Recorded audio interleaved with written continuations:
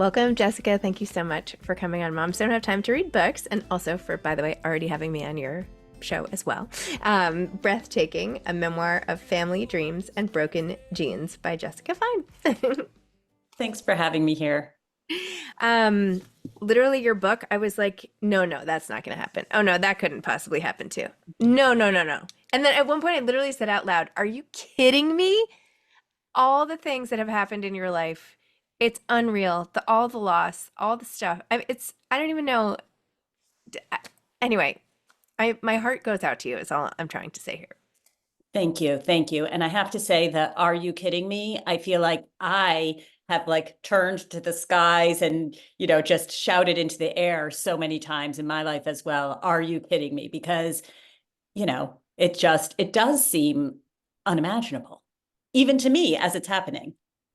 Oh my gosh. Well, if nothing else, what comes across, I mean, so much comes across, but the thing that is most apparent is the resilience that you have and the generosity of spirit, your endless love for those who care about.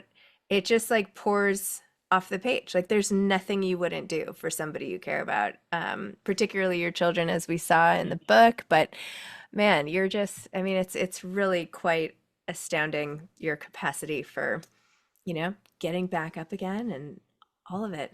It's great. Thank you. Thank you. Maybe we should back up. Could you please tell listeners what your book is about? Yes, people are like, what are you even What are talking you about? talking about? Sorry, stop. So, um, the book is the story of how my husband and I built a family, which was not exactly how we had originally imagined, which we thought would be the more conventional way.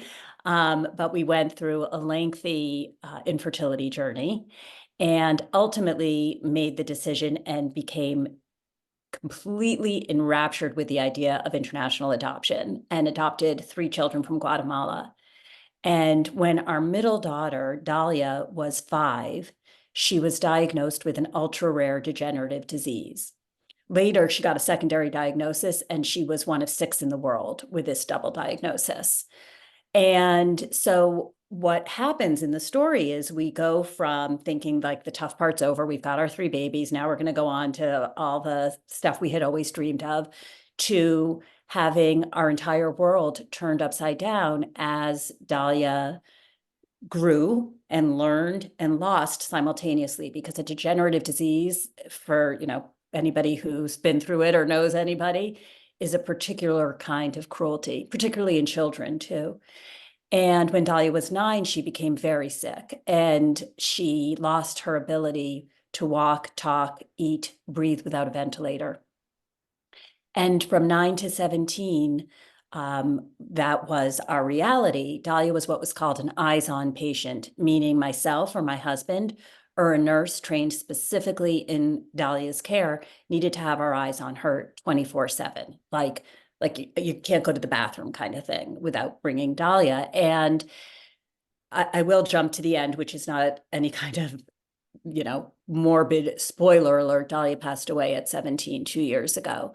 From 9 to 17, we lived in this crazy reality of our house was like an ICU. And I tried to control the situation, as we as moms do, to fix the situation. When Dalia was diagnosed, I believed I would personally cure this disease that like brilliant people who actually know what mitochondria are can't cure. And how I transformed into, we're not going to solve this. Like this is not going to end with a miraculous cure. So how do we live in that context? And how do we create a life of meaning and joy? Because I had 3 kids and Dahlia just wanted to be a kid. How do you do that? How do you live a life of, again, meaning and joy in that context? And ours was, of course, extreme, but I think it's something that, all of us, we're living in uncertainty. We're living in situations that are out of our control, and yet we want to have a life that's going to mean something and be happy for our kids. I mean, how could it only have been 2 years ago? Two Right? years. I mean, it feels like you have such um, a like a lens of looking back and making peace, and that there would be more distance because it's all seems so processed. But maybe it's because you had so much time along the way to process because you knew it was coming. What do you think?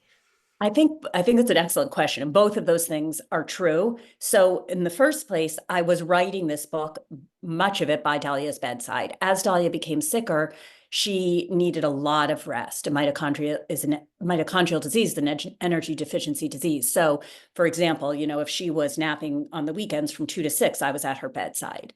Mind you, my husband and I were still working full time during this whole thing, but there was a lot of writing that took place at her bedside. And in fact, this book was done and was out on submission with a totally different ending. It was before Dalia died. Mm. So I had always envisioned this book ending at this very joyous scene where we figured out how to give Dalia a bat mitzvah. And in fact, again, I had been agented and in fact, was well along the process. And then I wrote the epilogue. And it wasn't even just Dahlia. And also, you included scenes like how do you get, excuse me, how do you get from vacation in Florida to get an intubated patient back? And what are the logistics of this? And just the nuts and bolts of like, who is watching my other kids? And how do I get through this weekend? Like, how do I, who can I call to help me? Is there anybody? Why is the insurance company saying no? And just that desperation and frustration of giant companies being in control of our individual pain. Yeah. And what you're alluding to, when we talked at the beginning about so much loss, is that the book starts with the unexpected death of my sister, who died when she was 30 and I was 27. And this was my best friend, and it was a sudden death. And along the way, I end up losing a lot of other first degree family members as well. Um, and so, first of all, at face value, this sounds like the most depressing book in the history of the world. And that's not what I'm hearing early readers are taking away. And I really don't want them to, because what I want is this idea that there can be light and laughter and joy and hope, and not in a Pollyanna way. Like, obviously, this is the worst, worst, worst thing. But again, it's creating a life in that context. And yes, so much of it was like this idea that unnamed huge insurance companies were determining our fate, and we're trying to figure out how to suction somebody who can no longer swallow while also getting 2 kids to their baseball games, while also going to work in the morning and figuring out how to get nursing into the house, and right. And so it's a lot going on. You referenced your kids at a couple of different points. One kid wandered away during the fireworks, and you had a brief note in the epilogue. And it sounds like maybe one of your kids is trans at this point, perhaps. Yeah. So tell me how the kids are doing, how they felt about your writing the book, and what it's like. I mean, it's not like you brought home a sick child for a weekend, right? This is most of their lives, their sibling has been very, very ill and now has been lost, which is so sad, and I'm so sorry. So what has gone on with them? Yeah, it's interesting because when I look back on it and I think, with some distance, is there anything I would do differently? Hmm. And I feel one thing I do feel peace about is that we did the best by Dahlia. Hmm. I truly believe that. And I'm so glad I believe that, because that would be a whole other thing if Yeah, yeah. but there is one thing I would do differently, and that has to do with the siblings. And for so long, my husband and I, without even really like talking about it or planning it, put on this strong front for the kids. Hmm. We felt like, we're going to have family dinner every night, and we're going to go to the fireworks and do the things. And yes, Dahlia's getting sicker. And yes, there's like a nurse and a personal care attendant with us, and, a van of machinery, but, we're okay. We just felt like that was the best thing to do for our other kids. And one night, our eldest, who must have at that point been, I don't know, 15 maybe, came into the room and broke down, into my husband and my room, and broke down, and essentially said, something's wrong with me, something's wrong with me. And we were like, oh my God. And what our child said was, I am so angry about what's happening to Dalia. I'm so scared. I pray and I pray and I pray, and nothing changes. Mm-hmm. And you guys seem to be totally fine. What's wrong Mm. with me? And I Yeah. was like, oh my God, because this whole notion of trying to show them that we were strong completely backfired. And I tell this story because I feel like I learned so much from it, and since have been so much more open and honest when I'm struggling about anything with my kids in an appropriate way, of course, but realizing that we were kind of shutting them out instead of bringing them in. All of, we were good intentioned, but boy, were we wrong. Hmm. So, the kids are really different in how they reacted and what their experience has been. My youngest is 2 years younger than Dahlia. And so he went from Dahlia very much mothering him, right? Dahlia was like so caring. And, I have all the pictures of her giving the bottle to the baby, and she just felt like he was hers, Mm. like she was the mom. And she helped him learn how to write and was holding his hand and all of the things that a maternal big sister would do.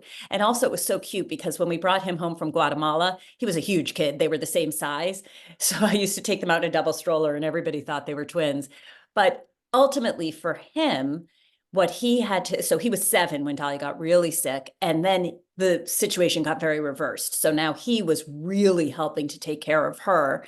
And he's just the biggest love in the world. And I think he kind of kept a lot of the mischief and silliness and normalcy in our lives because he treated her like you do a sister. So he would, whatever it was, bonk her with the stuffed animal or spray her with water, like do things that were normal and not like I have a fragile porcelain doll that I can't touch, right? So that's him. And then our eldest really helped with the caregiving. And then it was interesting, became an EMT. And I think that for in that situation, I actually really relied on JoJo because Dahlia became, for the last 2 years of her life, frozen, meaning she couldn't move. She couldn't blink. She could not move. And so the physicality of taking care of her was really complex. Again, she was attached to a ventilator, so it was really high stakes. And JoJo was super strong. So JoJo would help me. JoJo, I mean, both kids were doing pretty intense medical care, which maybe I shouldn't publicly admit because there's probably something that's like not so great about that. But in any event, I would say that both of them are the most accepting, caring people. And I imagine it's because they grew up as Dahlia's siblings. Maybe they'd be that way anyway. I don't know. But I mean, they're spectacular humans. And I think so often in these cases, siblings are heroes and grow into just these incredible humans. Wow. You reference different pieces of Judaism throughout the book, and the number 18 to the bat mitzvah to the Brit, like there are just so many things all throughout. Talk about your relationship with Judaism now, and especially in the light of all of the hard things that you've been through. Has it made you question faith in general or any of that? Yeah. And, I will say that all 4 of my immediate family members, my husband and my 3 kids, all converted.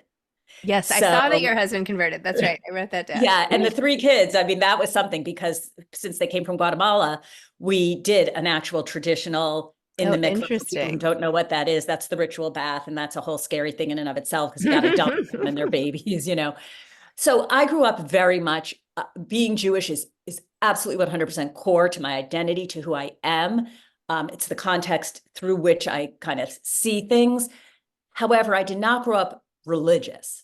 Hmm. So, and I think it's weird for a lot of people who maybe aren't Jewish or, haven't experienced this because it seems like, well, how can Judaism be that important to you, but you're not religious? But there's so much, and I don't know how you feel on this topic, but for me, it's so much about the people and the culture and the tradition, more so than, I go to synagogue every week, which I do Hmm. not. So within that context, the belief in God was not something I ever really spent much time thinking about.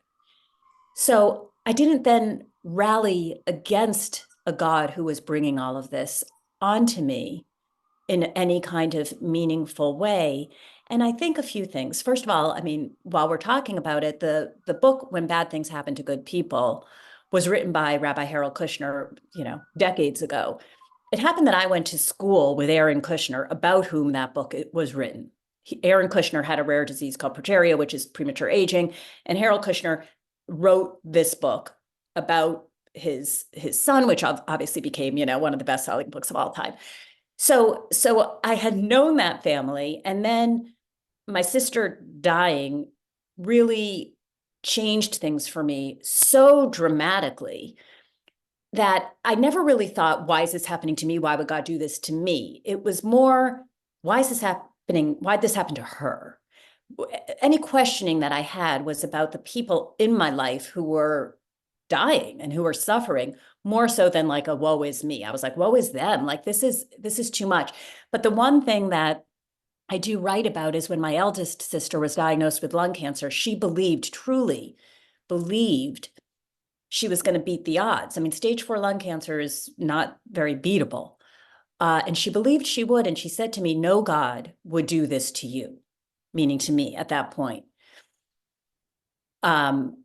So, I still feel as committed and as connected to the religion, and maybe even a tad more because of how much joy it brought Dalia. And primarily that was in the music and the community. She just loved it. And throwing her bat mitzvah was one of the most meaningful things that I've ever done in my life. And, those are memories that are so intrinsic to my life now. Are you thinking of doing anything with all of your now honed medical skills? Like, I'm waiting for you to like go back to med school and become a surgeon. I don't know. It's funny. I actually know several moms who did go to medical school or nursing school when their child got some Hmm. kind of horrible illness. I'm like so done with that. I have Hmm. no interest. I mean, I Hmm. feel like I am kind of an EMT now because I went through the program with my eldest to kind of help along. Yep. So I feel like I am an EMT, though I'm not actually certified. No, I have zero interest. I have zero interest in like care. This is going to sound awful, but it's like caring for other. I'm like, I did that. No, done. And how, not that this is any of my business, but because you wrote a lot about your relationship in the book and all of that, how is your marriage? I'm happy to thank God for the like blessing of putting my husband and me together, because I do think that is one of the major ways that, we got through and that I've gotten through. He was like just the most miraculous caregiver and partner and human. I don't know, Zibby, I saw you talking at one of your events about your husband, and it was like radiating the Aw. kind of joy and connection. And I feel blessed to have something that seems like that too. And I feel really lucky because we know that the majority of couples who have a child with a disability, let alone child loss and rare disease, split up, more than half. And Hmm. I can see why. I mean, I absolutely can see why. I think maybe the rest who don't end up like inextricably linked. And also, we were always like, we're too tired to think about going off with anybody else. Like, who had the energy? Hmm. Nobody will ever understand our lives now except each other. So we're doing great. Excellent. I'm glad for that. And how about words? Like you use language to cope, to share, to educate, all of it. How do you feel about writing at this point? Like as a healer, as a friend, what is your relationship like? I love it and have become more and more connected to writing as not only for myself as a way to share, to bear witness, to so many people have questions about I don't know how to act around this, or I don't, I Hmm. feel like I have this lived experience that it's on me to share, but Hmm. also to write fun, lighter stuff. Hmm. It's interesting. My father was a writer, and he wrote a memoir when my sister died, and it came out, decades ago. But he was a very, very gifted writer, and I think that I kind of watched that, and maybe like a teeny little bit came down to me. But that is really where a lot of my focus is now, is how can I tell the stories that, I've got a lot of stories to tell. So, Oh, that's exciting. yeah. Really exciting. What was the hardest part to write in the story? Well, the easiest part to write was the epilogue, and which is kind of weird, but I wrote that in one sitting. It just poured out of me. Wow. I think probably the hardest parts were some of those really, really thorny things that happened in the hospital, Hmm. because of course I had to bring myself back to the trauma. On Hmm. the other hand, I could walk away. So when I was in the hospital, for example, Dalia was in the PICU in the pediatric intensive care unit for 3 months, and so were we, therefore.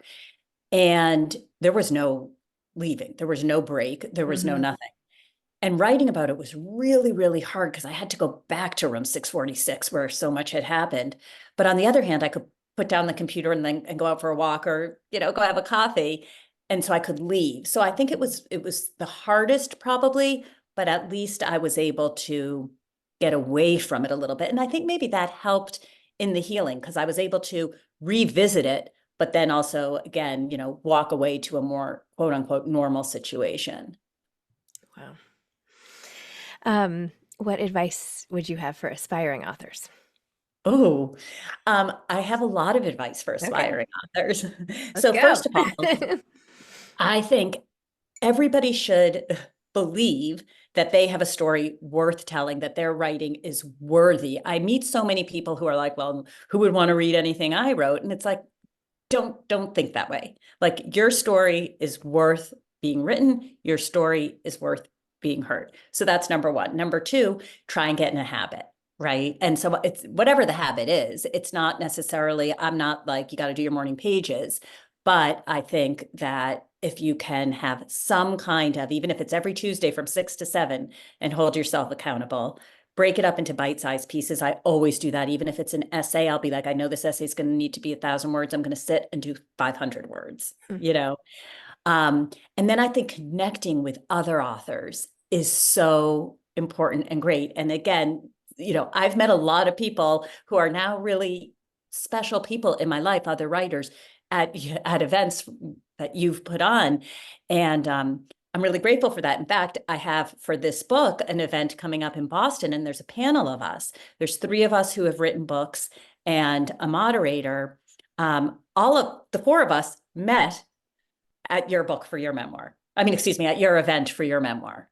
Oh, Yeah. And we now cheer each other on, So I think having other people in your life who get it, if you're an aspiring author, is so important and so fun. that's great. Well, that's so wonderful. But yeah, I Um, think aspiring authors just sit down and start writing. Sounds easy, and yet Yeah. not always so much.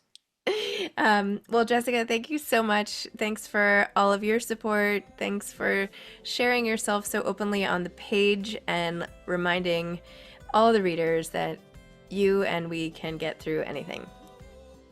Thank you so much for having me.